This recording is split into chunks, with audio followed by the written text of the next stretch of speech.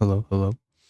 Yeah, I don't know how that, why that was tripping. That was weird. Is it gonna be tripping?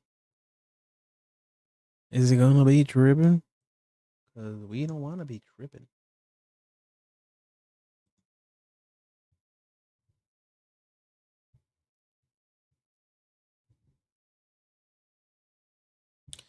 Let's get started, shall we? See if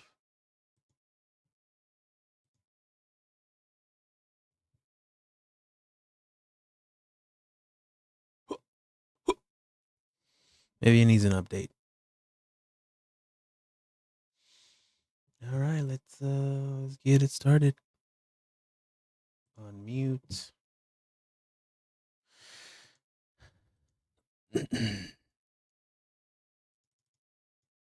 Speed up our girl's voice because she be talking slow. Assault enters its 27th day. On Wednesday, White House Press Secretary Carolyn Leavitt said unless Iran agrees to surrender, they will be, quote, hit harder than they have ever been hit before, unquote.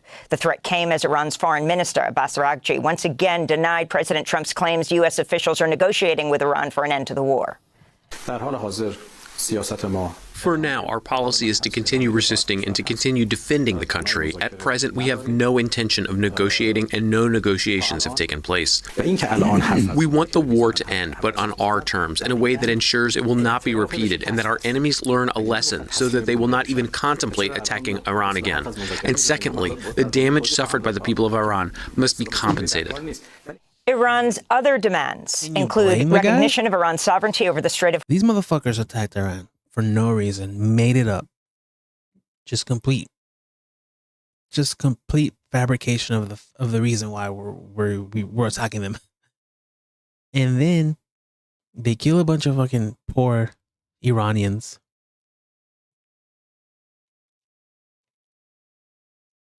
And then we get our asses kicked.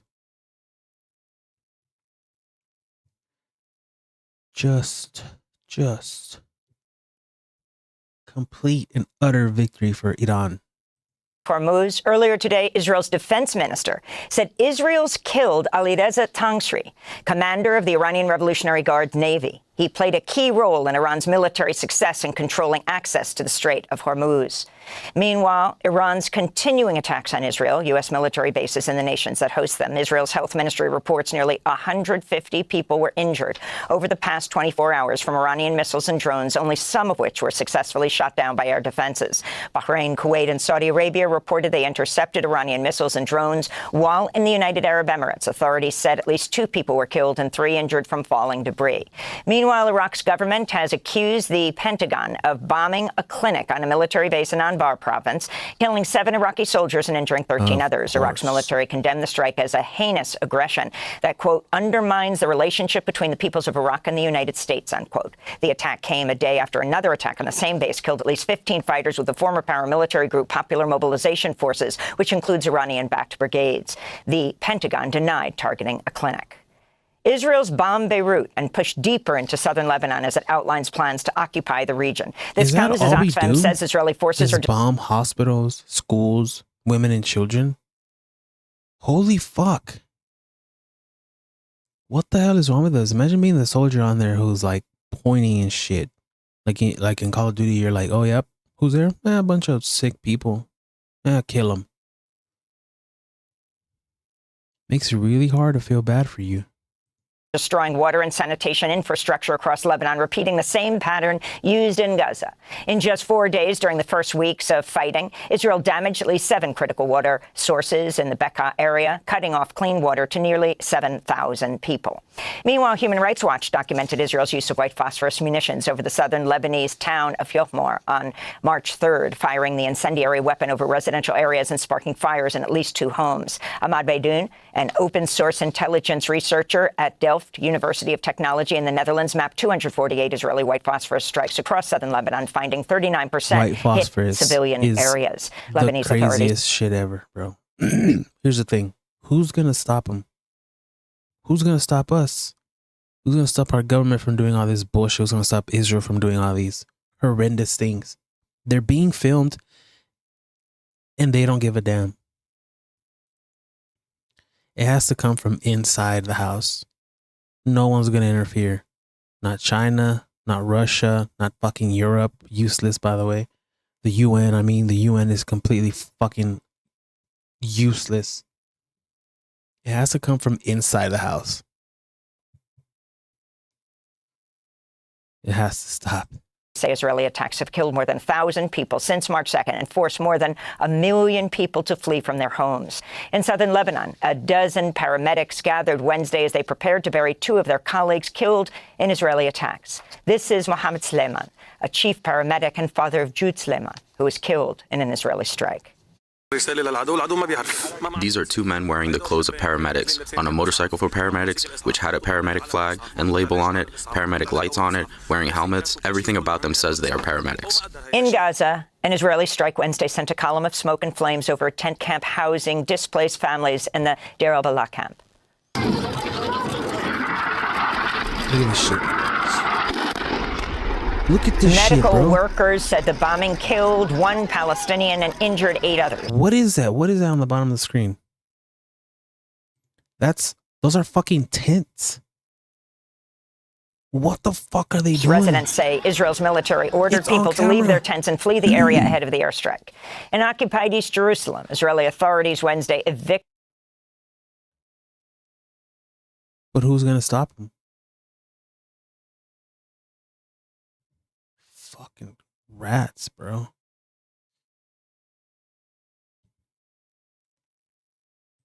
Did at least 11 Palestinian families from their homes in the Silwan neighborhood as police escorted Israeli settlers to the scene. The settlers were then filmed throwing furniture out of apartment windows and raising an Israeli flag above the buildings. The film throwing furniture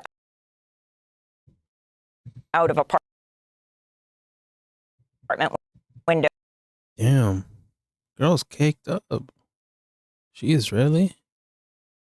Or Lebanese, neither Israeli. And raising an Israeli flag above the buildings. The Israeli human rights group B'Tselem reports about 2,200 Palestinians in Silwan face the imminent threat of eviction, which the group calls ethnic cleansing in East Jerusalem. The U.S. military struck an alleged drug vessel in the Caribbean Wednesday, killing 4 people. The Pentagon offered no evidence that the boat was carrying drugs. The attack brings the total death toll to at least 163 people since the Trump administration began targeting so-called narco-terrorists in the Caribbean and Eastern Pacific last September. Meanwhile, New York Times investigations found a March 6 strike jointly conducted by the U.S. and Ecuador against an alleged drug traffickers training camp actually destroyed a dairy farm in the remote Ecuadorian village of San Martin in the Amazon jungle.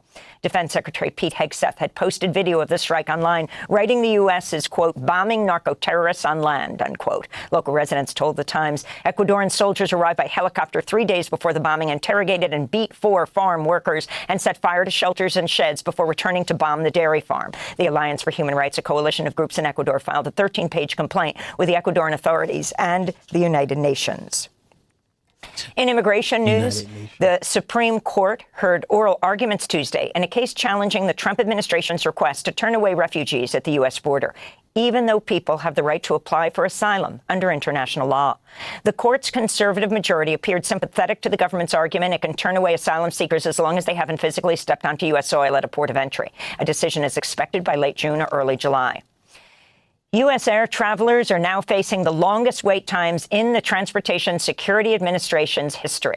That's according to acting TSA Administrator Hanwen McNeil, who testified to a House committee Wednesday that the 40-day partial government shutdown at the Department of Homeland Security has led TSA workers to go unpaid at great personal expense. Many in our workforce have missed bill payments, received eviction notices, had their cars repossessed and utilities shut off, lost their child care, defaulted on loans, damaged their credit line, and drained their retirement savings. Some are sleeping in their cars, selling their blood and plasma, and taking on second jobs to make ends meet, all while being expected to perform at the highest level when in uniform to protect the traveling public.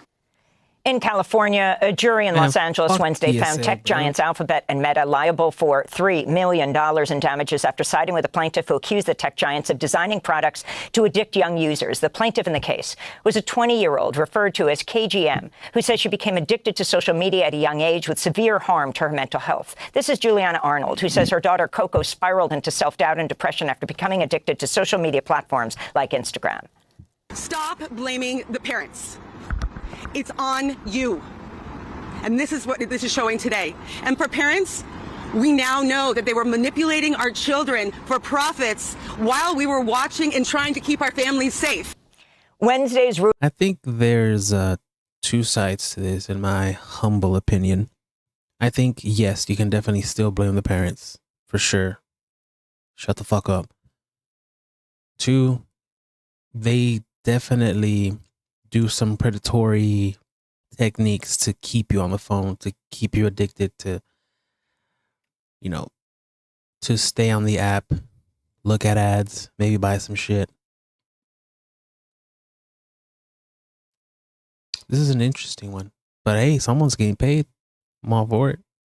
ruling in the landmark social media addiction lawsuit came a day after a jury in New Mexico ordered Meta to pay $375 million in penalties for knowingly harming children and concealing child sexual exploitation on its platforms.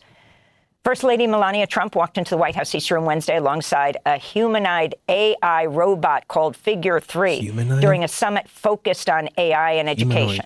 The robot strolled next to the First Lady, welcomed guests in the room in several different languages, and waved its hand. Melania Trump touted the humanoid robot as a humanoid educator that could homeschool children. As fuck, bro. Meanwhile, Vermont's Independent Senator Bernie Sanders and Democratic Congressmember Alexandria Ocasio-Cortez introduced legislation Wednesday. Bro, she said, "Get this fucking thing away from me, man." Different languages and waved humanoid educator that Melania Trump touted the humanoid robot as a humanoid educator that could homeschool children. Meanwhile, Vermont's Independent Senator Bernie Sanders and Democratic Congressmember Alexandria Ocasio-Cortez introduced legislation Wednesday to impose a national moratorium on new AI data center construction. The bill would halt all new construction until Congress passes federal laws to protect workers and consumers and ensure the technologies don't harm the environment.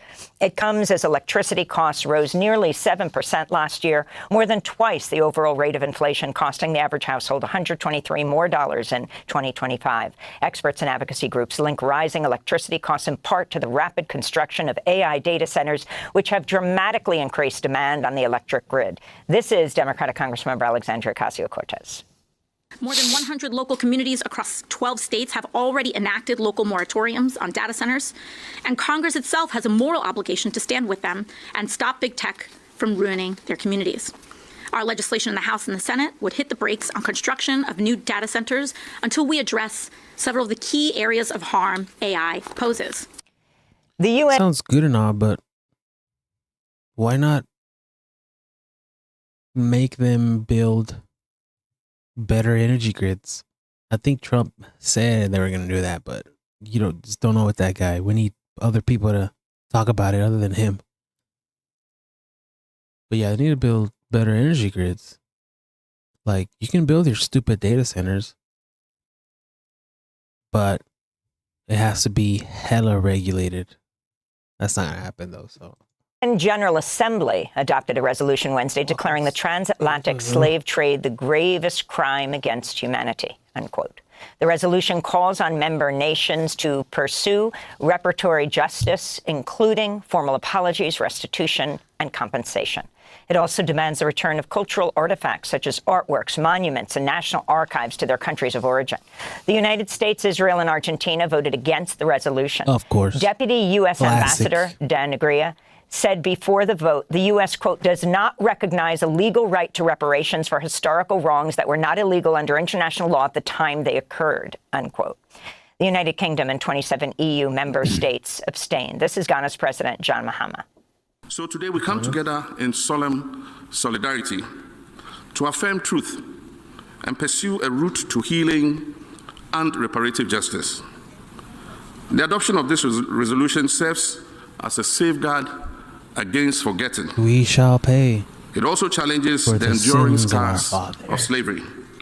And those are some of the headlines. This is Democracy Now!, democracynow.org, The War and Peace Report. I'm Amy Goodman. And I'm Nermeen Sheikh. Welcome to our listeners and viewers across the country and around the world. Eyes, bro. Thanks for watching Democracy Now! On YouTube. Younger. Subscribe to the channel and turn on notifications to make sure you never miss a video. Destroyed the offices of trade unions. What the fuck? Why is it playing? Should we continue with this or should we watch a new one?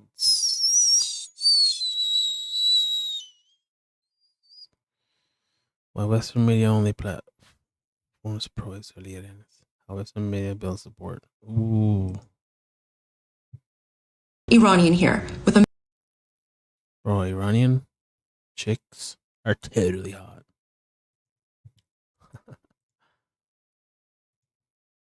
message for everyone in Israel and the IDF.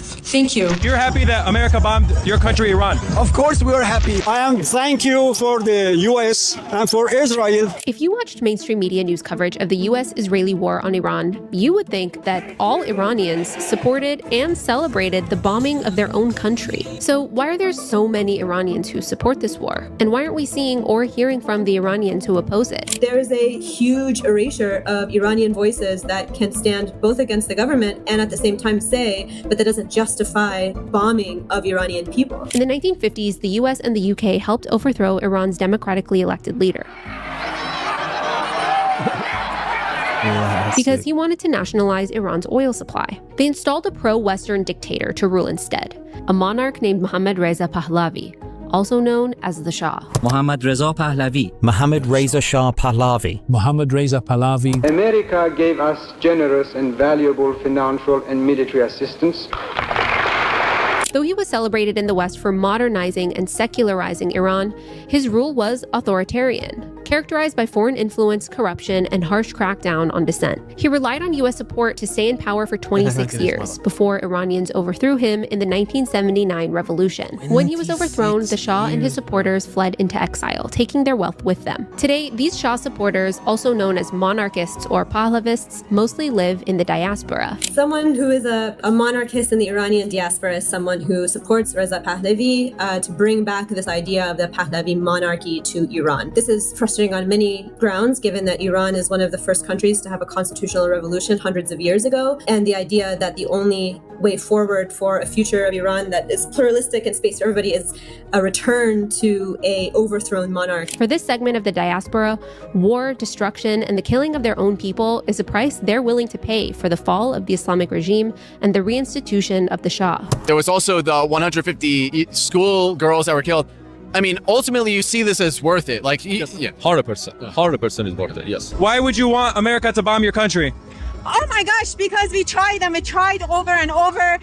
We just couldn't do it ourselves. Many of them also happen to be Zionists and support Israel's efforts to free Iran from the Islamic regime. Here's the thing. Once people come to America, they're not, how do you say, they're not immune from the horrible disease called American brain rot.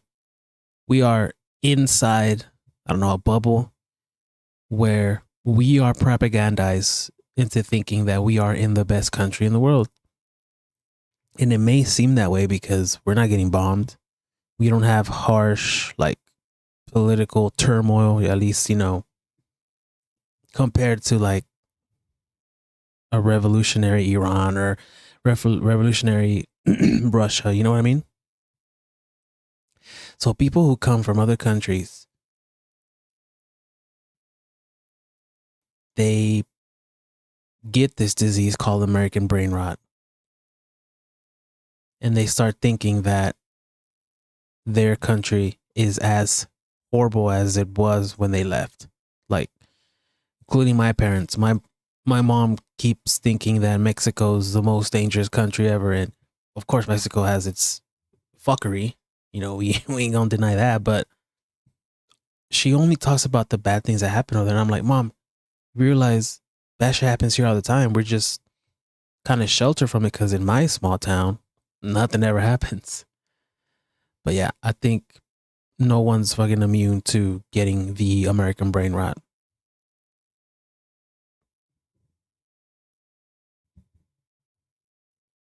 Since his exile and since his father's exile, I think has built a lot of close relationships with Israel as a means and method for him to restore his alleged throne in Iran. And so there has been sort of like this coalescing around Pahlavi by both the United States and Israel to support this idea of him as this alternative to the Islamic Republic. Pahlavi has actually been invited to Israel as like the Iranian spokesperson, and I think see each other as sort of a mutual relationship in order to give Pahlavi this throne that is not his and is not Israel's to give. And instead, Israel will benefit from a very strong Iranian ally in the region to build that sort of relationship with. And those specific political interests are why we are hearing so much from this particular diasporic group. By and large, the responses from Iranians that I've spoken to has been overwhelmingly in favor of the United States and Israeli action on the ground. A lot of people in Tehran, in Iran, actually don't necessarily want the bombs to stop dropping. And not from Iranians who, for example, oppose the war but support the Islamic regime, or oppose the regime and also oppose the U.S.-Israeli war. In this war, you don't have the second option. You either have to fight with them or you have to be their slave. We choose not to be a slave. And that's why the struggle of Iranians, Palestinians, Lebanese, Syrians, we are all connected. I was living in Europe. I came in the second day of war just to say that I'm here, I'm in my country, it's our land.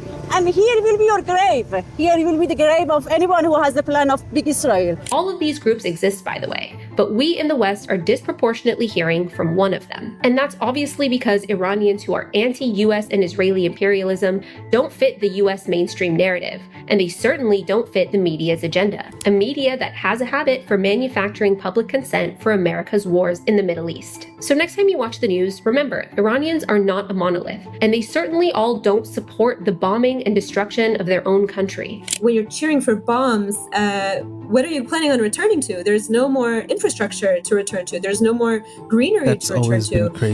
There are videos coming out where the waterways in Iran, where oil was spilled after Israel bombed Tehran's oil depot, are on fire. It looks like a scene out of an apocalyptic movie. What land is that to return to? I think that there is a possibility to say no to Pahlavi, no to foreign intervention, and no to the current government. And that means supporting Iranians on the ground in their own grassroots struggle against the state. And that looks like being able to actually have faith and hope and optimism. And I think we must have a type of radical hope and optimism in the people of Iran to have a revolution and have a systems change that are within their own hands. Yeah, I was thinking about this last night. It's like, imagine if we had to leave the U.S., if we had to leave our town because we were getting, kidnapped. They were knocking on our doors, asking for papers, and they were beating our asses or something. And we leave somewhere. And then a couple years later, we hear, hey, China bombed the shit out of your town. They're going to liberate you. They're going to kill the bad guys, but they're bombing the school you went to.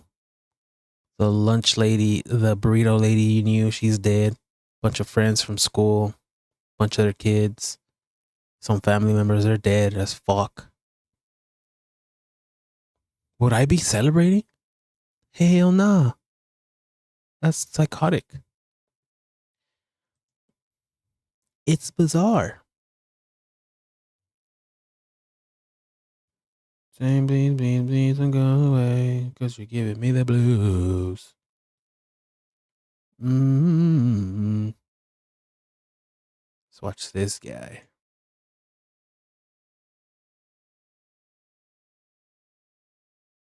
Oil just broke through $90 a barrel. Catastrophic consequences for oil markets. The Strait of Hormuz. Tonight, a massive wave of U.S. and Israeli strikes on the Iranian regime. The United States just launched the largest military operation in the Middle East since Iraq. Iran escalated its retaliation in the Middle East overnight. 5,000 strikes. Iran's supreme leader is dead. Iran's supreme leader, Ayatollah Ali Khamenei, is dead. Oil just broke through $90 a barrel. Catastrophic consequences for oil markets. The Strait of Hormuz, where a third of the world's seaborne oil flows through every single day, is effectively shut down. Ships are getting blown up and hit with drones, and every trader and investor who has money invested in the stock market is all wondering the same thing. What does this mean for my money? So I went back and studied every major U.S. military conflict since 1941. I'm talking Pearl Harbor, the Gulf War, September 11th, the invasion of Iraq, Ukraine, and the Israel-Iran strikes that happened like 8 months ago. And what I found was there's a pattern to these things. See, look, every time there's a conflict in the world, you turn on the TV, CNBC's got markets in turmoil on. God forbid you go on Twitter or X, because you don't know what's real. There's fake videos, there's AI, there's people telling you to sell all your investments, there's people telling you to buy the dip.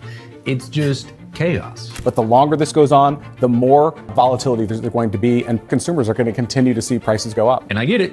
War is scary, and it should be, but that doesn't mean that you should panic. And as somebody who's been actively trading and investing for the last 13 years, I can tell you this much. If you can be the type of investor who can keep their calm and keep their head when everybody else is panicking, that, my friends, is where the real money is made. So let me show you exactly what happens during these.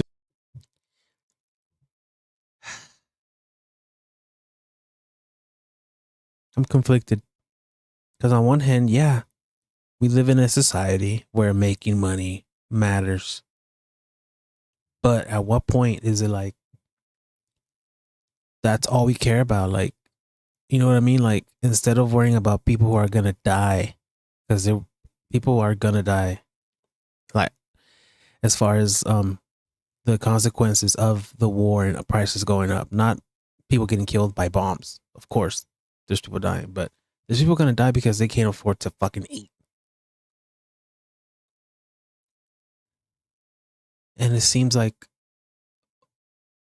a lot of people just give a fuck about money. Like, it's just about money. No one cares about people dying. Situations, and then I'll tell you how I'm trading.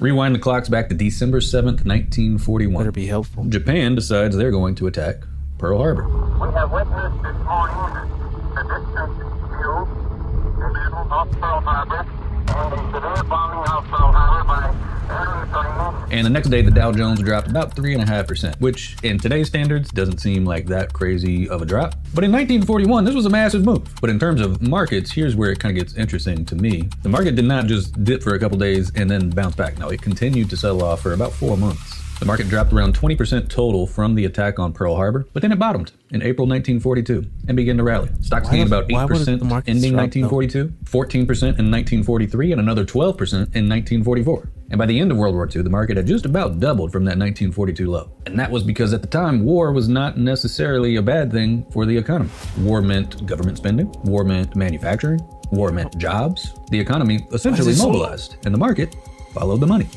Now fast forward to 1950, North Korea invades South Korea, and the S&P falls almost 5% in a single day. Not only that, but over the next 2.5 weeks, the S&P fell about 12%. Now if that sounds like a crash, it's because it kind of is, but bear with me, because over the next 2 months, the market recovered all of those losses and then some. And by the time the Korean War ended in 1953, the market was up almost 30% from the day of the invasion. So same pattern as World War II. Initially, you get some fear that sends the market lower, fast recovery, and then years of gains. The pattern is already revealing itself. And I know what some of y'all are thinking at this point. What about Vietnam? North Korea didn't invade South Korea. Korea tried to take their land back from the United States. Vietnam. You see, Vietnam is a unique case because there was already a broader economic mess going on that had more to do with the 1973 oil embargo. There was stagflation. There were all sorts of economic problems that were not necessarily correlated with the Vietnam War itself. But even then, from the time U.S. troops were actually deployed in 1965 until the end of the war, the S&P had still gained about 28%, which over the course of 8 years ain't very good, but we're talking about some of America's darkest days during this time, and the market was still positive during that war. Which still, even though there's an asterisk on this one, you mean the dark days as the Americans committed the absolute worst atrocities in human fucking history?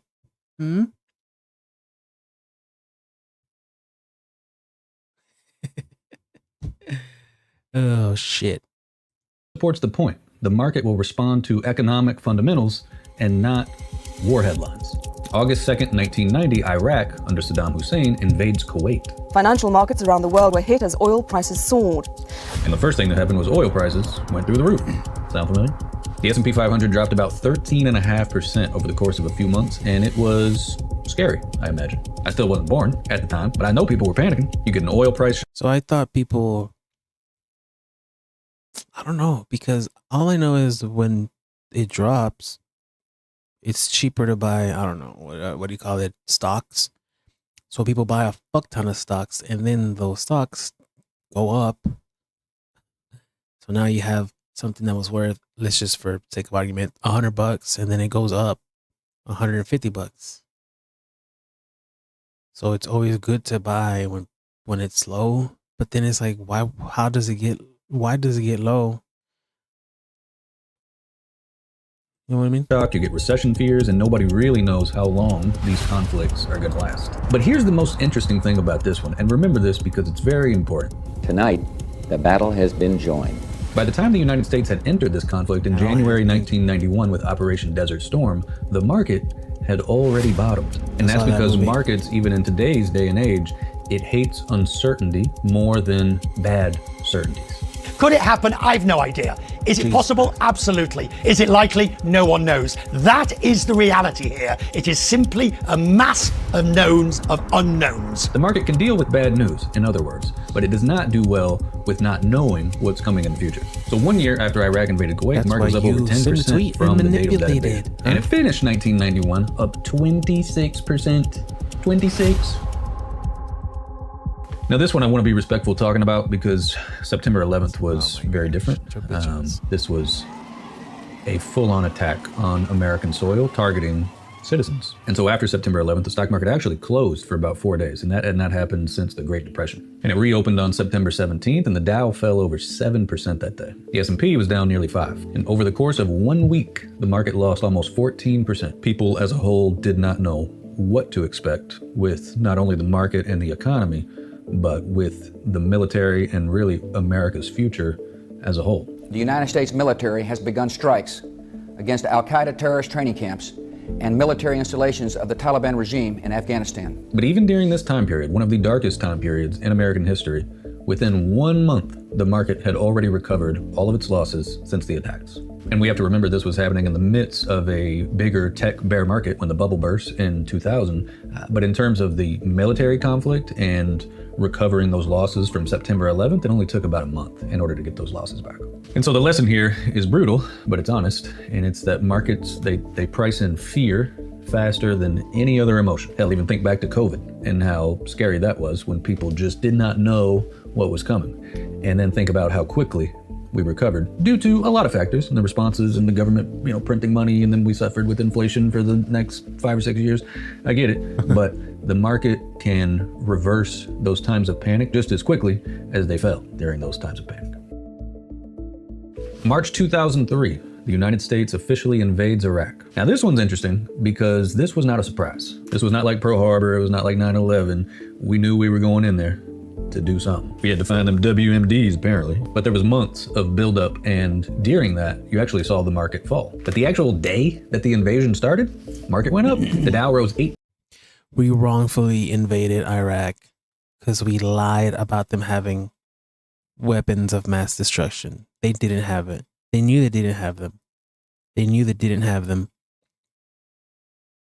But why did they go? Because they wanted a fuck ton of oil. They were like, bro, we can go right now and make a fuck ton of money. 0.4% in the month after the invasion, and the S&P finished 2003 up 26%. And this is the pattern that I was telling you about earlier in the video. It's the same thing every time. It's the uncertainty before and in the very early days of a conflict that the market does not like. This is where you can see very real and very quick declines in the stock market. That's no joke. But once the situation becomes clear, and this is not just true for military conflicts, but any sort of market uncertainty, once the situation becomes a little bit more clear, even if it's a net negative face value, the market can deal with that. It finds direction. It finds clarity. And in the market, clarity beats uncertainty every single time. Now, this is one probably all of us watching this video remember: Russia-Ukraine in 2022. European stocks are getting crushed. Germany and France fall like 4% in one day. The S&P did fall, but it was only like 0.5%. on day one. Energy prices were up. Everybody was talking about World War III, it's coming, and maybe there was a real possibility of that happening. And within weeks, the volatility had settled a bit and we had reclaimed a lot of the losses that we had in the market leading up to that invasion. Now, I should preface this with saying, and y'all know this if you were investing, we did end the year lower in 2022. It was a rough year for the stock market. But a lot of that was driven by inflation and rate hikes and Fed policy, not the war itself. So the actual invasion was, yes, a short-term volatility event, but it was the actual macro forces at work that caused the market to fall later that year. And this is critical. People like to blame wars for market crashes or market pullbacks, but if you look at the data, if you just look at the hard data, it just ain't the case. At the end of the day, inflation, Fed policy, and most importantly, how much money are companies earning? That is what determines where stocks move 6 to 12 months in the future. The market is a discounting mechanism. It discounts the future. So the things that you see happening on your TV screen behind you on Monday morning, CNBC, that's not what the market is reacting to most of the time. The market is trying to paint a picture and discount the future, and most of the time, Mother Market gets it right. Which leads me to my last example. This is June 2025 when Israel actually did strike Iran. They were hitting nuclear facilities, the price of oil went up 13%, all the bomb and drone makers, Lockheed, Raytheon, Northrop Grumman were ripping. But very quickly, the market realized that Iran's retaliation was really just symbolic. The Strait of Hormuz, most importantly, stayed open, and the MSCI World Index, which tracks the entire world's stock market essentially, it was up over 14% in the 6 months after the war. So that is really the playbook for these military conflicts. You get the panic during the early days and the uncertainty leading up, which creates dips in the market, which ultimately end up recovering. And unless something fundamentally changes with the global economy during these conflicts, these are buying opportunities, not a reason to sell. But I would be lying to you if I told you that this situation was exactly the same as back in June, because it's not. You see, this time around, Iran's retaliation is not symbolic. They're hitting US bases and embassies, they hit the Dubai airport, they're blowing up ships in the Strait of Hormuz. Hell, I'm pretty sure they hit the Burj Khalifa, which makes sense because this time their supreme leader is dead, along with a lot of his posse, which has now created a power vacuum in a country with nuclear ambitions and an actual massive military. So this shit is exponentially broader than whatever happened 8 months ago or last summer in 2025. Specifically around the Strait of Hormuz. Now, here's Iran, here's the UAE, here's the Persian Gulf, and this little bitty strip of water right here is what you call the Strait of Hormuz. You've probably heard people talking about it on TV and the internet at this point. Now, the reason that's important is because so much of the world's oil flows through that sucker every single day. And as of the time of this recording, Iran has effectively shut it down. Now, Iran does not directly control the Strait of Hormuz, but you can control anything with a fucking missile. And that's what they're doing. Exactly. Shipping containers and ships trying to sail through there. They're getting hit with drones and catching on fire and blowing up. So the question is not, do markets recover from wars? The answer is yes, absolutely yes. The real question is, how long will it last? And what kind of damage will it do to the global economy? And these things are always easy to look back in hindsight and see like, oh yeah, surely this is what you should have done. But in the moment, when you're in the fog of war and the uncertainty is in the air, you don't know, which means you can only trade what you see. And that leads me to the part of this video, which is actually most important if you have money invested in the market and you're wondering, what the hell do I do? So the first thing we need to identify is whether or not you are an investor, a trader, or maybe you do both. A lot of people assume that because I actively trade markets on lower timeframes that I somehow am not an investor or I don't have investments, when the reality is the vast majority of my net worth is invested for the long term in VOO, the Vanguard S&P 500 index fund. And I use active trading as a way to create additional returns and funnel those back into the larger kind of snowball. Trading is for income, investments are for wealth building. But understand that my strategy for each of these is radically different. As an investor, as we've seen by looking at the data, the answer is very clear. You do nothing. If I'm going to be invested for the next 30 years, my goal is not to, I want to match the return of the S&P plus avoid all the corrections along the way. That's not how it works. You can't get the long-term returns without dealing with some short-term pain. It's just the way it is. And if you're trying to time the market, as in get out of the S&P and then get back in and you're going to generate capital gains, you have to realize if you miss, I forget what the stats are exactly. I could probably look it up for the sake of this video. But if you miss just the best like 10 days of the market over the course of 20 years, your returns are absolutely cooked. And I'm telling you, nobody, myself included, is good enough to figure out when those days happen, because those days happen in the midst of some of the biggest declines. right? When shit is the scariest. Think back to April of 2025, the tariff crash. The markets were literally crashing. Kramer was on TV on Friday talking about Black Monday was coming. Markets went up like fucking 10% in one day. It was crazy. As an investor, you do nothing. Your goal is to capture long-term returns, and you're not going to do that by trying to sit out every single correction. Just sit. And as a trader, you need to stick to what you know. Because here's the truth, and it's not sexy. And a lot of people that are on YouTube and want to fearmonger or tell you that you got a position here, you got to go all in here, they're going to tell you that the key during these situations is to somehow get really active and make a lot of moves in the market. And I'm here to tell you, the best way to make more money in the stock market through trading or investing is to stop freaking losing it. Specifically, stop losing it unnecessarily in situations that you don't fully understand. I've been trading for 13 years and I still have a relatively small core competency in the market in my active intraday trading. My playbook at this point is relatively wide and expanded, and I can get outside of that niche a little bit, but for the most part, 80 to 90% of my trades have to do with small cap, pump and dump type companies. I'm waiting for them to go up 300% and then I short them for, 10% or 20%. And I make my money and walk away. That is my core competency. That's what I do day in and day out.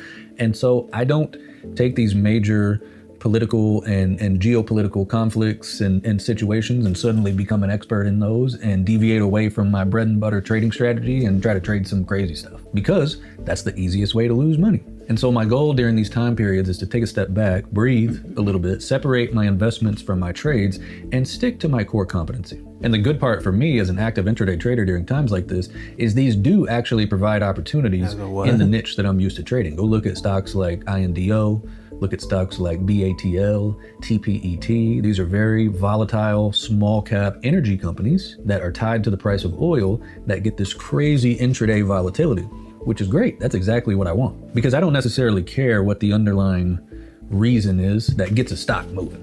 Once it's moving a certain amount, it just becomes a trading vehicle. People just start trading it, myself included, and then it's all about the price action. You're just trading the extremes. You're shorting parabolics, you're buying capitulations, you're shorting failed breakouts, you're buying failed breakdowns. The same patterns that I trade all the time, they just happen more often during time periods like this, so I get a little bit more active. But am I going out and trying to determine what's going to happen to interest rates and Fed policy and what's going on with I don't know that game. I don't know that chessboard, right? I'm not privy to that information. And so it doesn't make sense for me to be trying to trade that. But you show me a stock that goes from 5 to 33 in a day and then back to 12. Well, I can find some intraday opportunities and catch some low risk, high reward trade spots just based on the same patterns that I always trade. It's just the reason for this one happens to be, they're moving because of what's happening in the Middle East. And I will say another thing too, many times during uncertainty like this, it can be very easy to want to go out and just do the obvious thing, which is like, oh my God, I better buy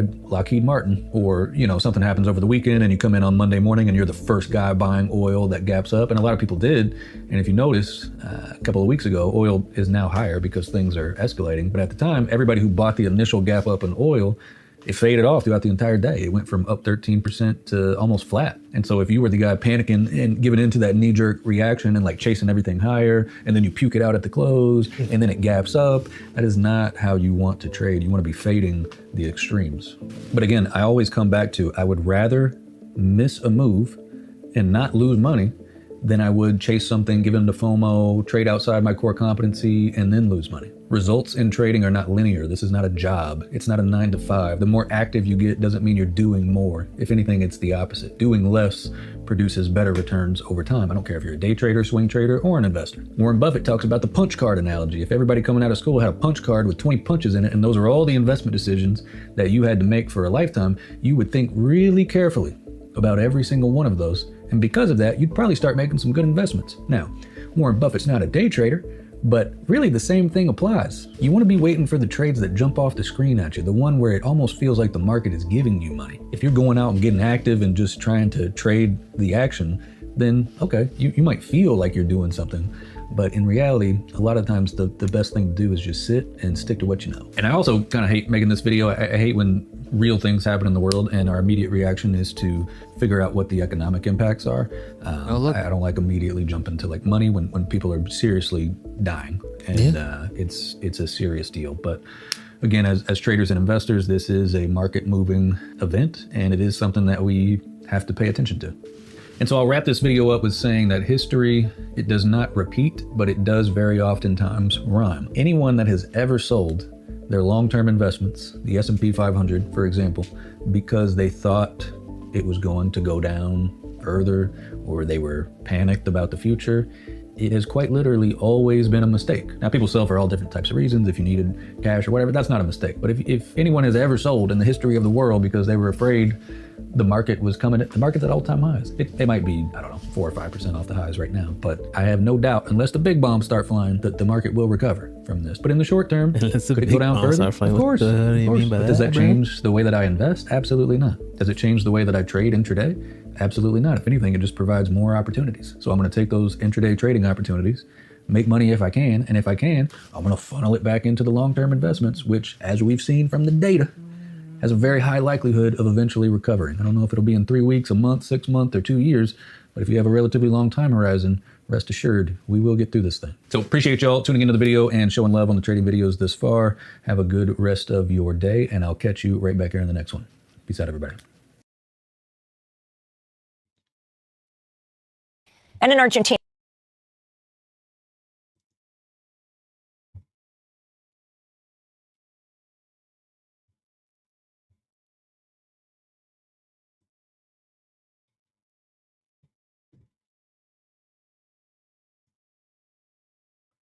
What?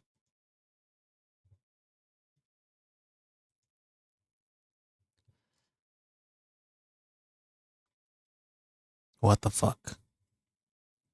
Thousands marched to the capital, Buenos Aires, Tuesday to mark 50 years since a U.S.-backed military coup in 1976 overthrew President Isabel Perón and established one of the bloodiest dictatorships in Latin America, an estimated 30,000. Classic United States intervention. Classic American-backed coups in South America. Classic. People were forcibly Didn't make any difference, huh? New guy is also a puppet. Let's hope he's not bloodthirsty. Oh, I get what you mean.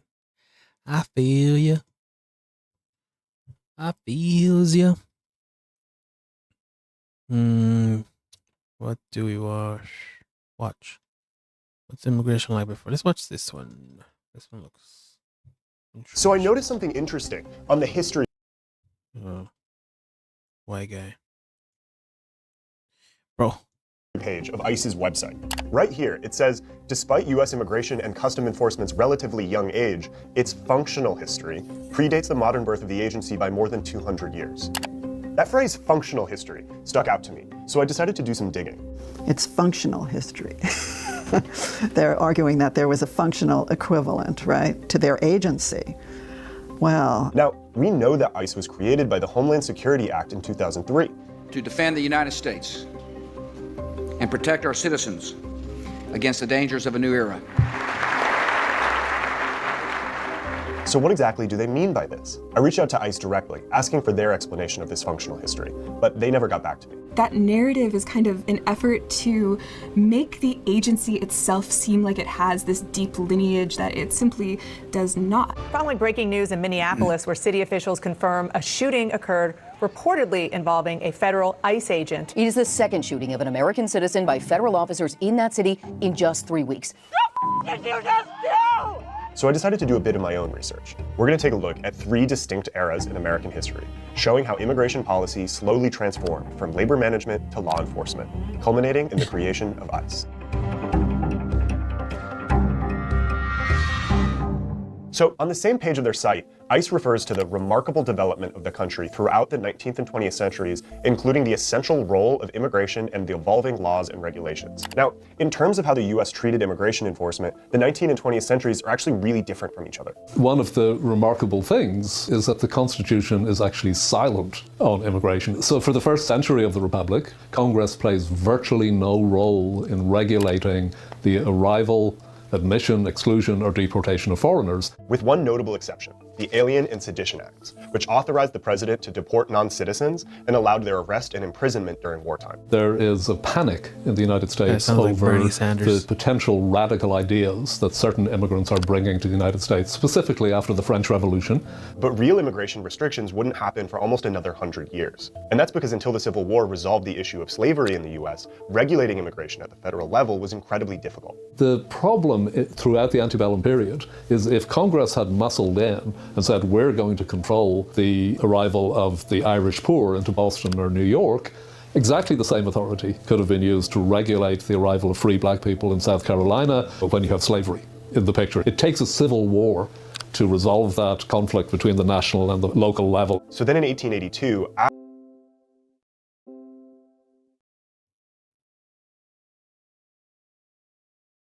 does it just connect on like it does? Oh wow. That's cool. It just connects by itself. I don't know what the fuck that was. We just had a fart. Everything's good now, I guess.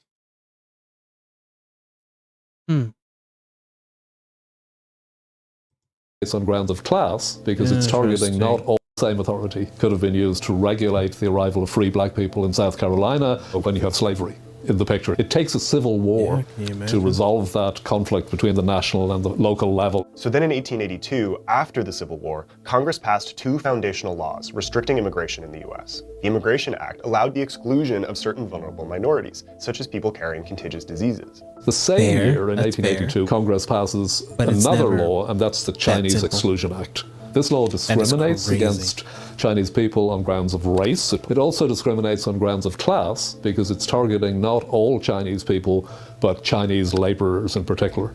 Now, since immigration isn't in the Constitution, this law was put to the courts.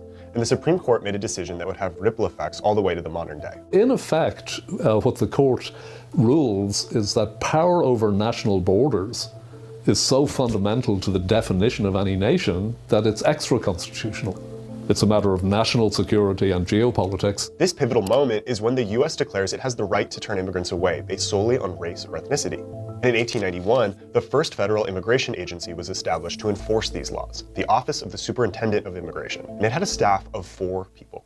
The immigrants of old turned their eyes toward America's gateway, Ellis Island. It's really hard to overstate just how central Ellis Island was to immigration at this time. About 2 years after the formation of the first agency, the staff had grown to 180 people, and 119 of them were employed at Ellis Island. And that's because from 1892 to 1924, 20 million immigrants arrived in the US, and 12 million of them came through Ellis Island.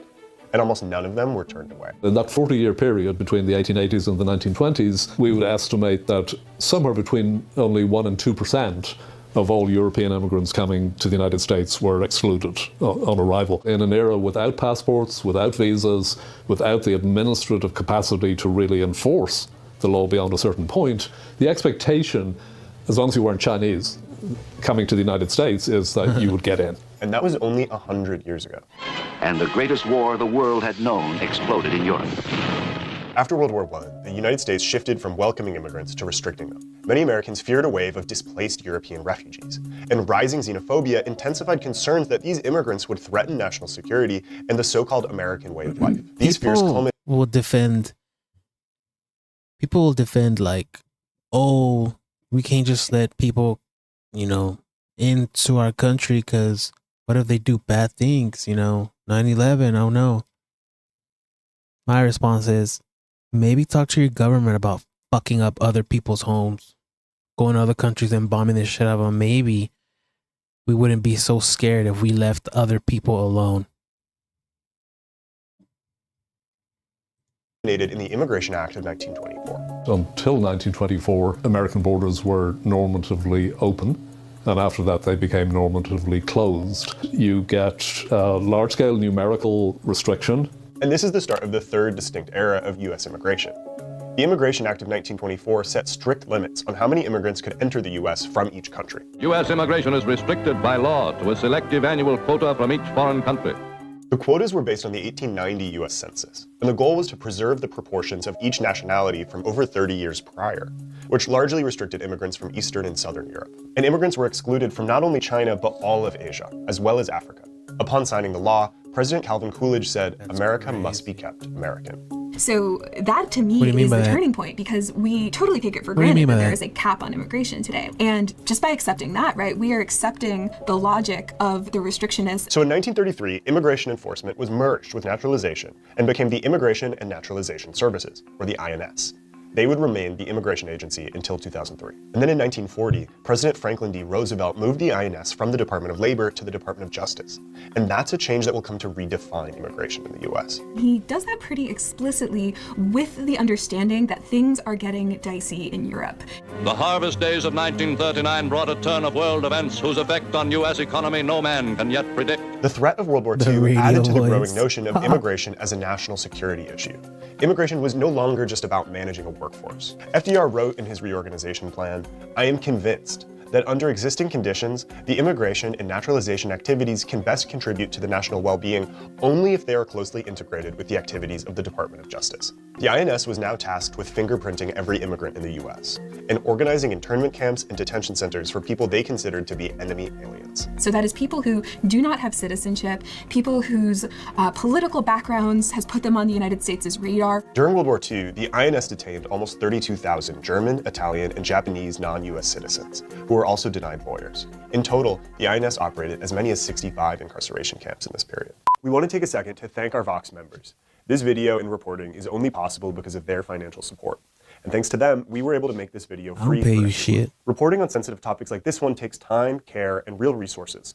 Support from our members gives us the independence to take on difficult stories and the responsibility to get them right. Supporting us on Patreon is how this kind of reporting continues. Your membership directly funds the work behind stories like this. And if you're not able to support financially right now, you can still follow us on Patreon for free and stay connected to our reporting. Now, back to the video. Now, there's one region we haven't really discussed so far that's central to this era of change in American immigration: Latin America. It's important to note that the quota system implemented in the 20s never affected Latin America. Agricultural businesses in the Southwest don't want any restriction on the labor supply. Latin America is exempted from these laws. And that sentiment continued through to World War II, when there was a massive labor shortage in the US. The 1942 Bracero program allowed millions of Mexican men to enter the US and work legally on short-term labor contracts. Braceros. In Spanish, this means a man who works with his arms and hands. The program, a partnership with the Mexican government, Mexican men to enter the US and work legally on short-term labor contracts. Braceros. In Spanish, this means a man who works with his arms and hands. The program, a partnership with the Mexican government, guaranteed fair wages for the workers, but many employers, especially in Texas, wanted even cheaper labor. So while millions of Mexicans entered the country through legal means in the 40s and 50s, hundreds of thousands of undocumented workers also crossed the border illegally and found work. And so it's in this time that the immigration debate in the US really focuses on the southern border. And in 1954, President Dwight D. Eisenhower implemented Operation Wetback, named after a pejorative slur Just for Mexican crazy, man. Capitalism and capitalists, root of all fucking evil.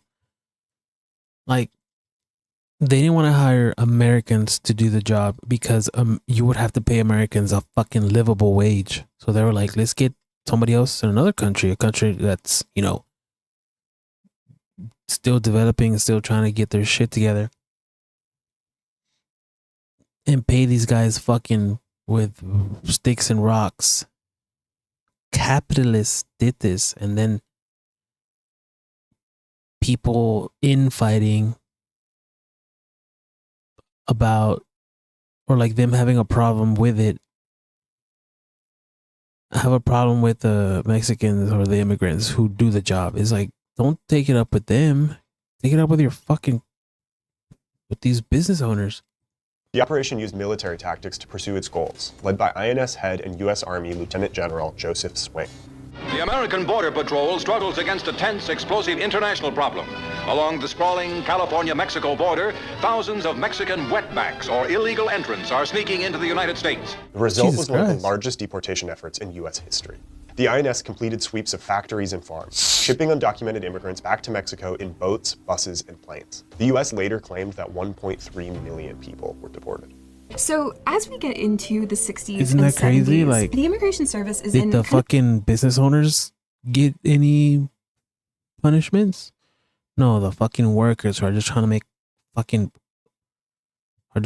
provide. They're the ones that get the shit end of the stick every fucking time, and I think it's happening again. a tricky spot. At the height of the civil rights movement in the U.S., look it up. President Oh, Lyndon shit, B. it's time Johnson to signed the go. 1965 Immigration and Nationality Act. The consequential law prioritized family reunification and skills, and repealed the longstanding policy of restricting immigration based on race and ethnicity.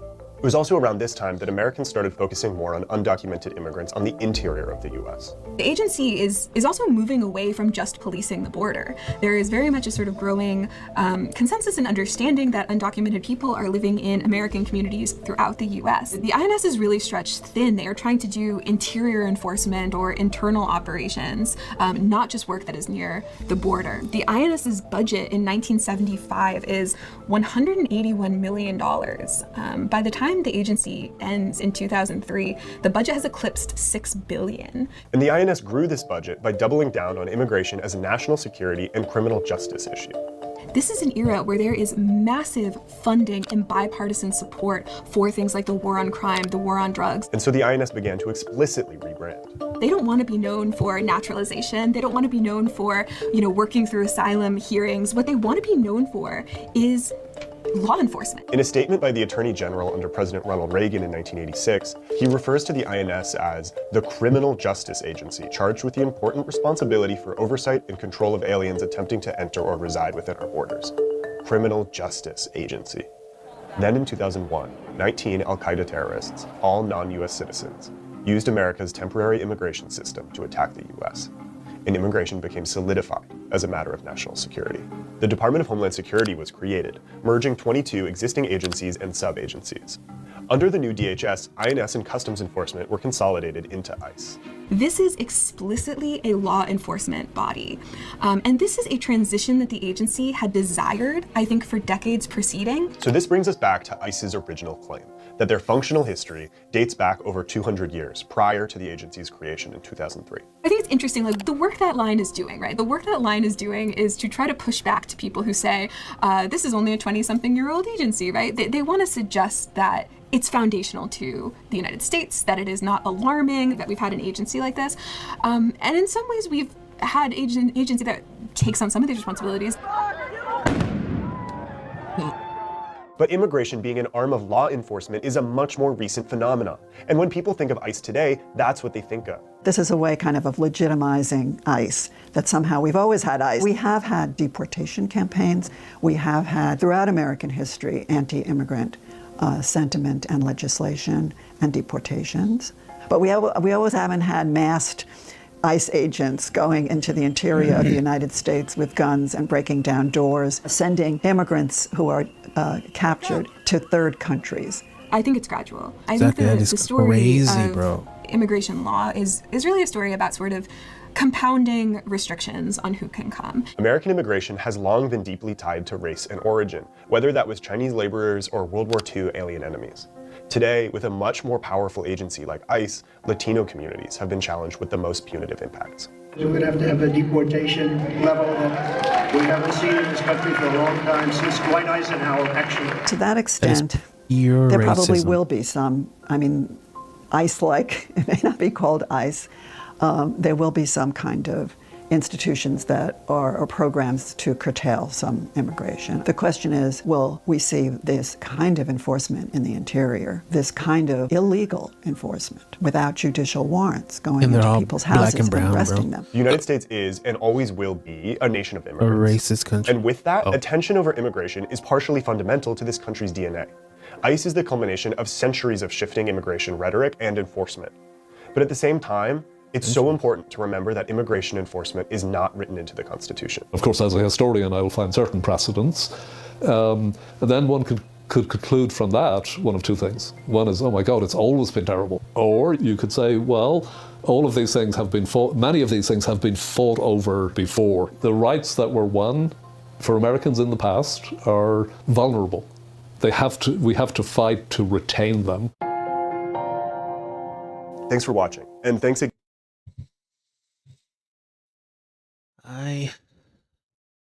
It's just so much to say, bro. So much to talk about.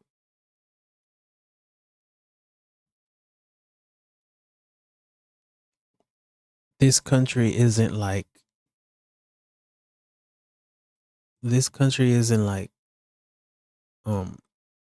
any other country in the sense that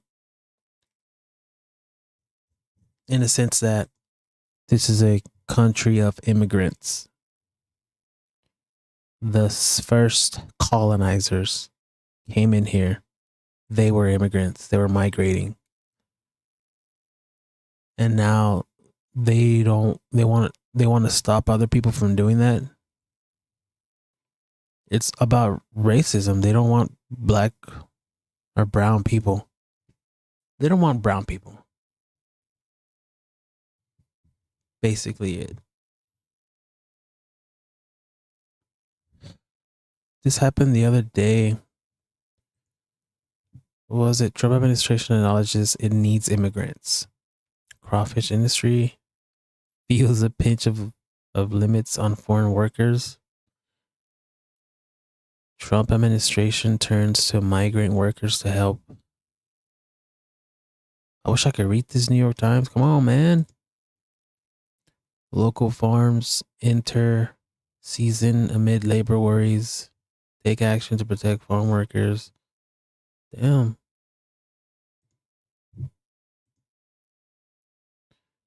Come on, bro. You fucking cocksucker. I guess we'll have to read AI.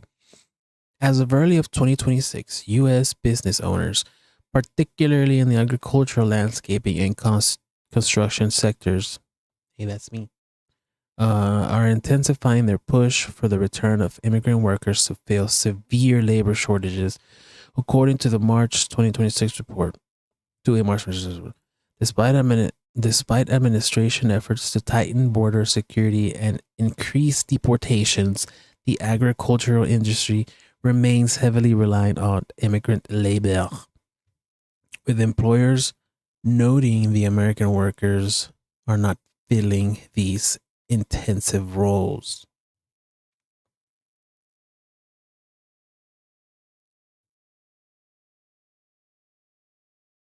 So they deported a bunch of motherfuckers, right? And now they're asking for them back.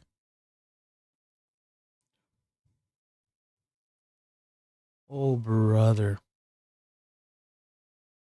It's embarrassing.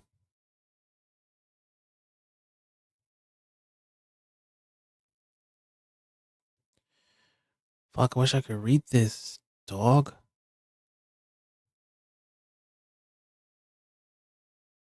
As Trump squeezes the immigrant workforce, employers seek relief.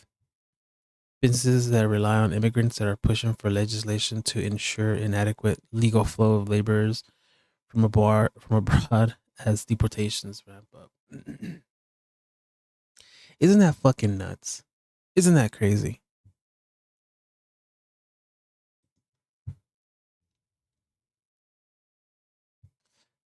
Amid administration's crackdowns, lawmakers reintroduce secure America's workforce.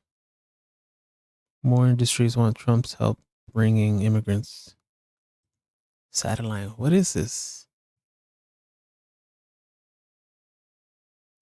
What is this website? Are they reliable?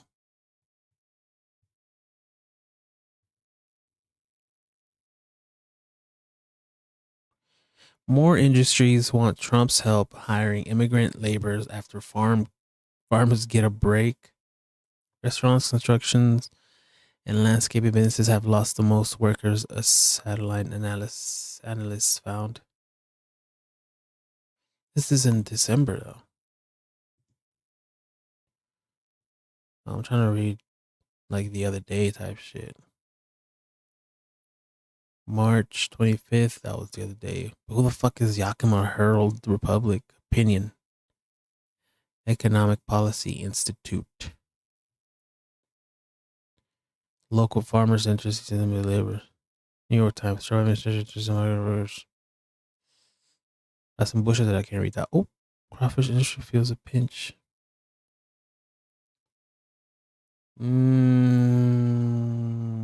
What's this say? Damn, this is a whole ass.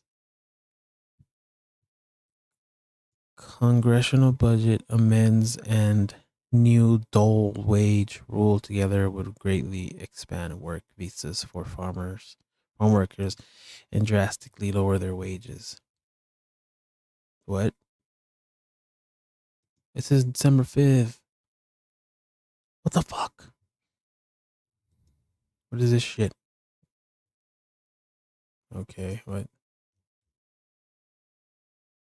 Centers for American Progress Immigrants make the labor market great.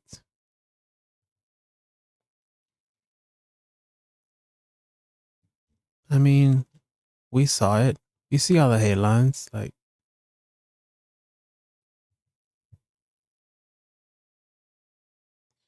where's the one? We can't read it, but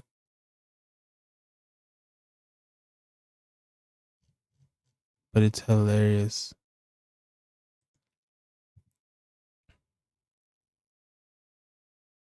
Oh, so close.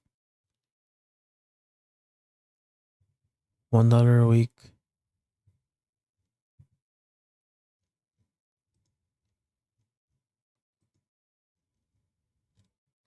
Bro, please, man. Let me read one. I don't get one? Oh, you bitch.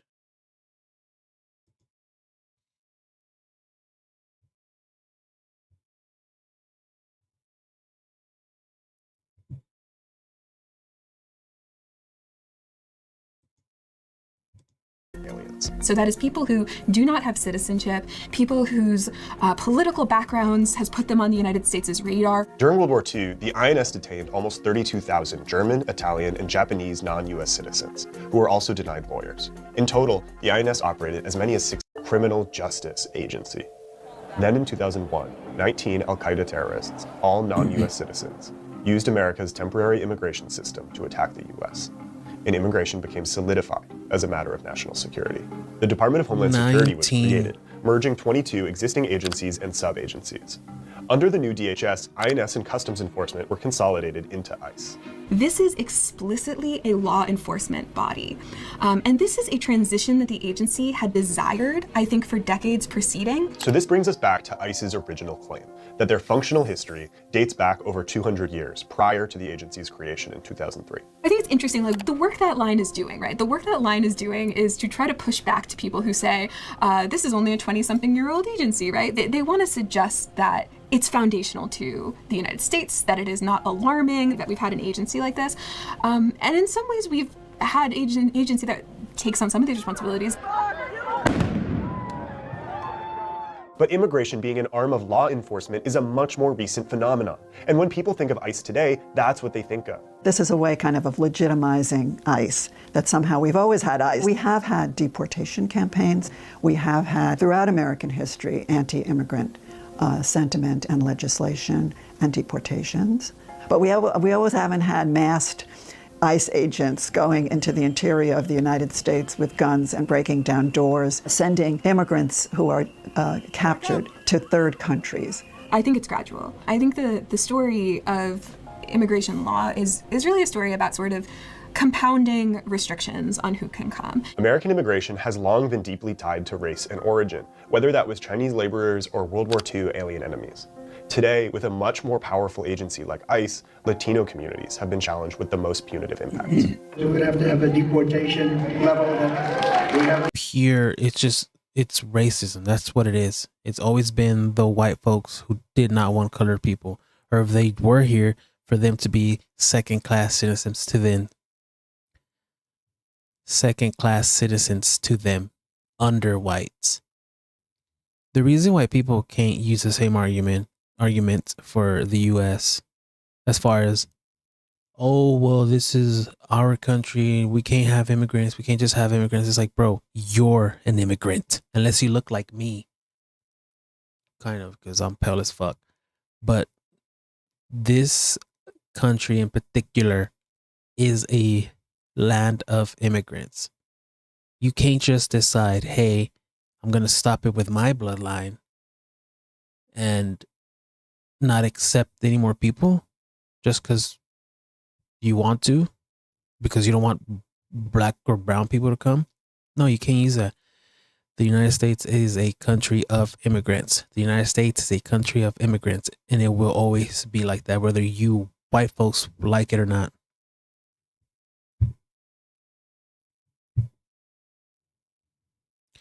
And with that, ladies and gentlemen, I am done. This is a good video. All locked it. All locked it. All locked. Not a lot, but yeah. Damn it, I does that shit. Manual.